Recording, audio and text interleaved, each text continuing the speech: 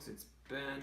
We're here to do another sous vide video. What we found is that we can do barbecue pulled pork amazing in the sous vide. So we're going to go through the entire process of buying the meat in the pack, and it will actually cook it in the sous vide for, wow, this one's going to be about 24, no, it'll be 18 hours, about 18-hour cook. We're going to do it at about 160 degrees Fahrenheit, but we'll go ahead and get going here. So first thing we need to do, of course, is put it in a sealed bag. Here we've got our cut of, this is a pork shoulder blade roast, but any of the cheapest amount of pork you can get will work. What's the best kind? That pork? Picnic shoulder. Picnic shoulder works great, but whatever's on sale at your grocery store is fantastic. So we'll start with that. So we'll seal the bag. I could have done this ahead of time, but this is the whole process. So we have our sealer here. We're going to seal one end of it. What we found and what we like to do is walk away from the camera while narrating, right? What we like to do is make the bags really long. And that gives us two advantages. Number one, for our sous vide cooler, it lets the meat be on towards the bottom. And number two, especially with your more saucier type mixes, it gets the vacuum head away from the shoulder itself. So that's about right if I were to cut that. Yeah. So I'm going to cut a straight line across here. With this shot, you should be able to look into our awful pantry, right? Mm-mm. No? Okay. Don't look in the pantry, it's really messy. Cool, so I'll put this aside. Okay, so that's sealed on that end, so we're good to go here. I think we should probably put our mix in and then our meat. I usually put the meat in first. Cool, so let's do that. So we've got our roast here. What we're gonna do with this one is walk away from the camera while talking again. Let me get my cutting board. Okay, so we've got our really cheap pork here, so I'm going to take the knife and cut it out. One of the tips that I learned about making pulled pork in the sous vide is to take your cut of meat and cut it into smaller pieces if you can. This has its bone in it, so it might not be as easy to do, but what we'll do is we'll just cut some chunks of meat off of it, and that lets the flavoring get through all the meat as it's cooking in the sous vide. So I'm just going to cut some, just some chunks out here. It's all going to cook the same in the sous vide. It doesn't really care, but just going to go and cut this through.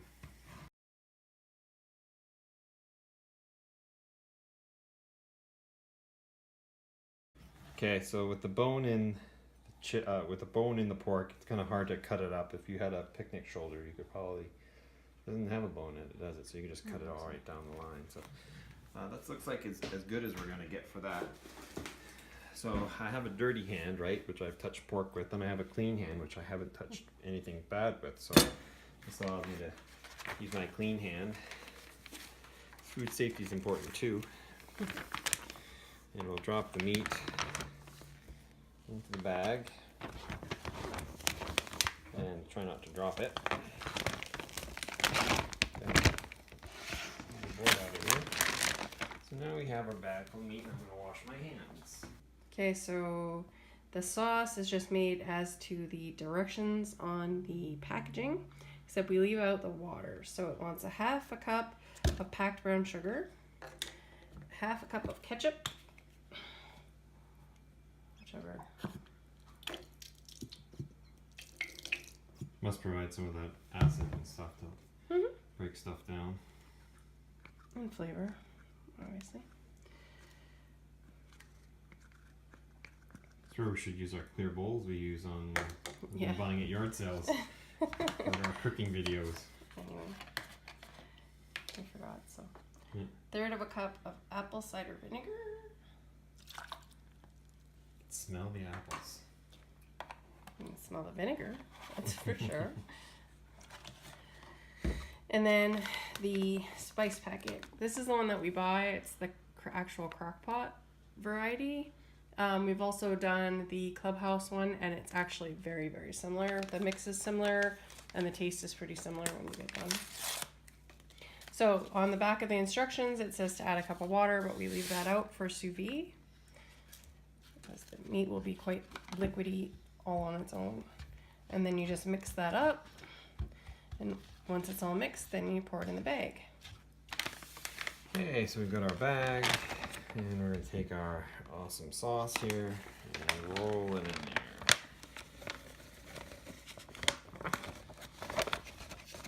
I guess if you were doing a lot more meat, you could do the 2 separate bags or make a double potion. I've done it before with two things of sauce in the same bag. And that was just fine. Do I want to mix that around first, probably? No.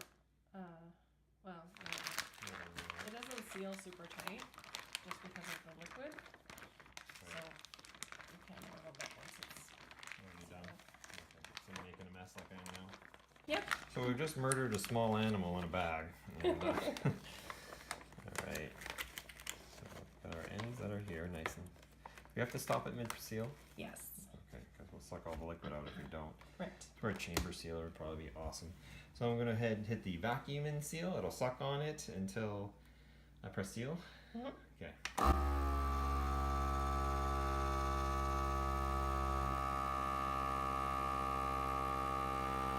Once this liquid tries to escape, I'll hit the seal button.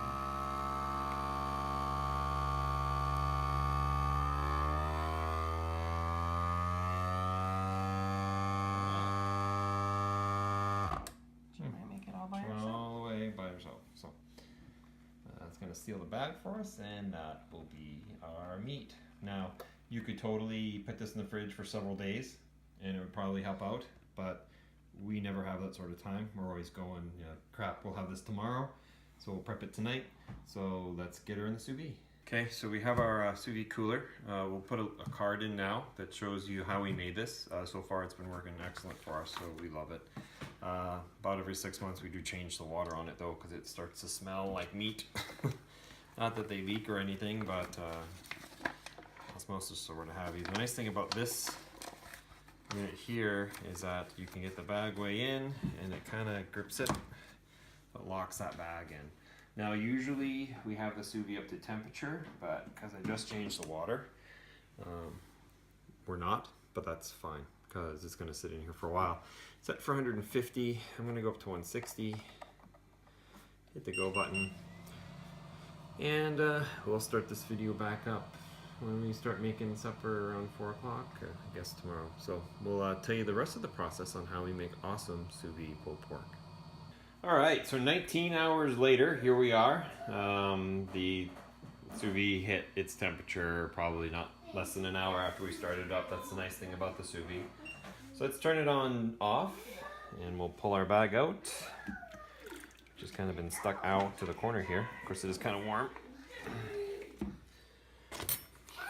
So what we do is we cut the bag top off, and then we pour the fluid into the bowl here. And I do this without trying to spill it everywhere. That's probably cool for that, because we want to keep the juices for sure, right?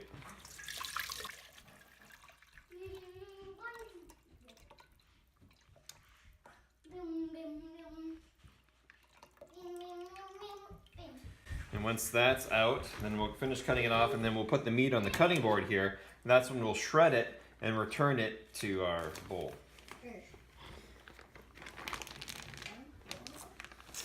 That's the piece with the bone in it. Oh, it's falling apart. Oh wait, it's supposed to be that.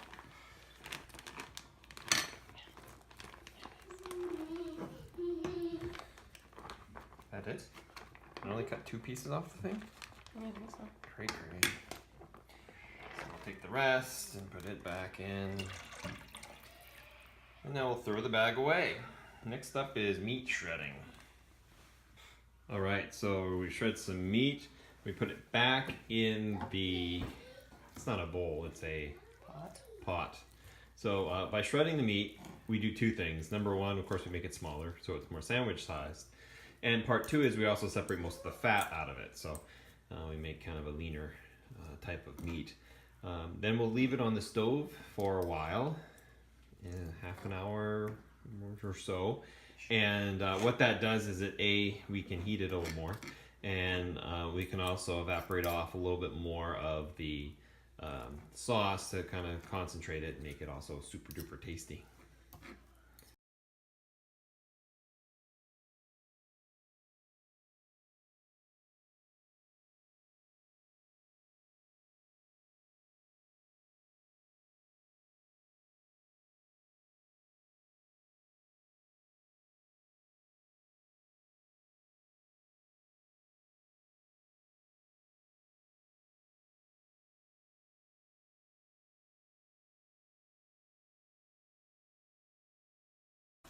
All right, so we've got our pulled pork in the pot. We'll put the juices all over it there, and we'll just simmer it for a little bit, and then we'll be ready to go. I think we can end the video here, can't we? Pretty much. Pretty much. We're going to be putting. Shot. Yep, we're going to be putting ours on these amazing dinner rolls, essentially. Mini loaves. Yeah. Mini loaves, that's it. You cut them in half. It's just amazing. Of course, they're freshly still warm type of awesomeness. And some people like cheese and such, and we'll do a closing part shot on a finished meal plate type stuff. But hey, if you got any questions on the sous vide or the pulled pork, please feel free to ask, or subscribe to our channel, Red Barn Homestead, for more exciting videos about sous vide and other mechanical things. Catch you later.